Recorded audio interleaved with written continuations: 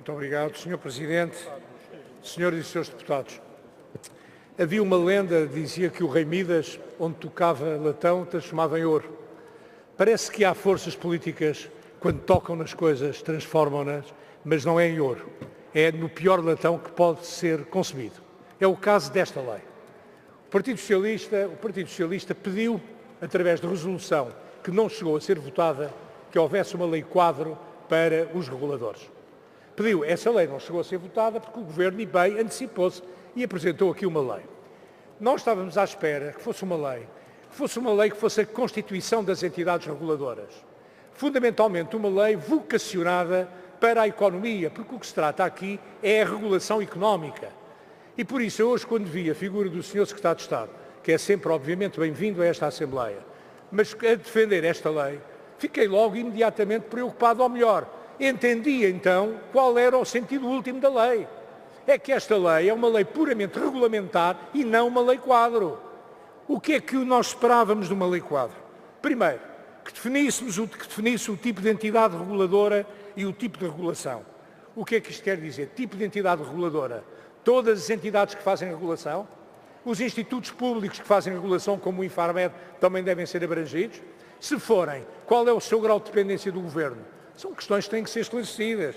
Segundo, qual é o tipo de regulação? Há 3 tipos de regulação. O aconselhamento, o controle e a salvaguarda dos mercados e os poderes punitivos ou poderes policiais. Onde está aqui? Terceiro, garantia da independência das entidades reguladoras. O senhor deputado do PSD chega a dizer esta coisa fantástica, que o Governo, que a accountability deve ser prestado ao Governo e não à Assembleia da República.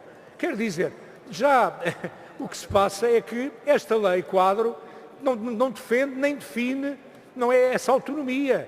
Pelo contrário, na interpretação do ilustre deputado da maioria, é o Governo até que faz o acompanhamento hierárquico da entidade reguladora, contra tudo e contra toda a doutrina e a prática das entidades reguladoras. Quais são os grandes objetivos?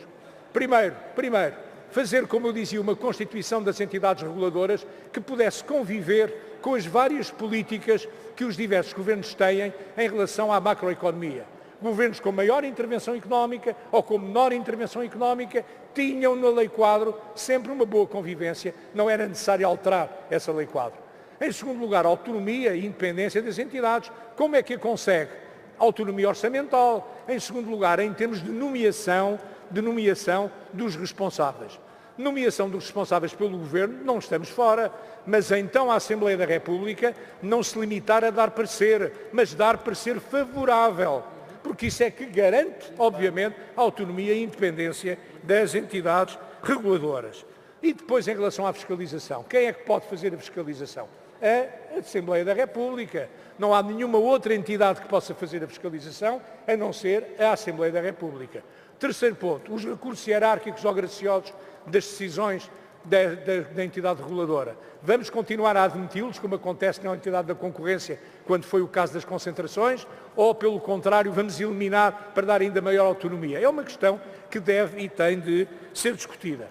O que aqui nos vem dizer o Sr. Secretário de Estado é discutir estatutos do regulador, estatuto do pessoal, é puramente uma coisa regulamentar que espartilha depois os diversos estatutos das diversas entidades. Não dá autonomia às diversas entidades para depois, em liberdade, auto-organizarem-se.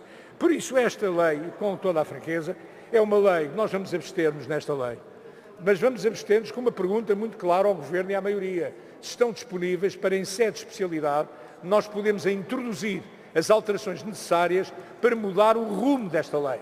Porque se não fosse essa expectativa, o voto que esta lei merecia, depois da intervenção do Sr. Secretário de Estado, é o voto contra. Em função desta expectativa, nós vamos abster, mas é uma abstenção condicionada à aceitação de propostas que mudem o essencial desta proposta, que é ineficaz, inaceitável e prejudicial ao funcionamento da economia.